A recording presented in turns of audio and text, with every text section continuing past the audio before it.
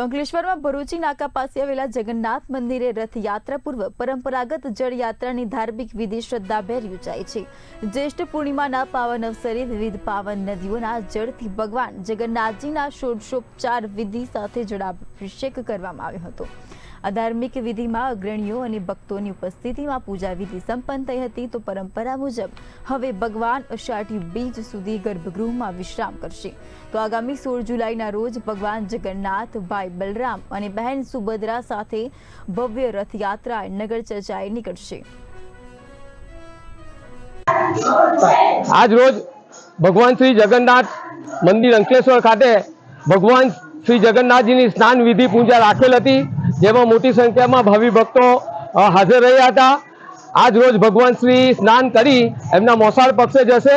14 દિવસ માટે માન્યતા મુજબ જે બીમાર થાય છે, જે આજની ભાષામાં ક્વોરન્ટાઇન કહેવામાં આવે છે, ત્યારબાદ એમની અનેકો વિધિ ગર્ભગૃહમાં થશે અને તારીખ 16ના દિવસે સવારના ભગવાન રથયાત્રા રૂપે અંકલેશ્વર શહેરની જનતાને રથયાત્રામાં નગર ચર્ચાએ નીકળશે।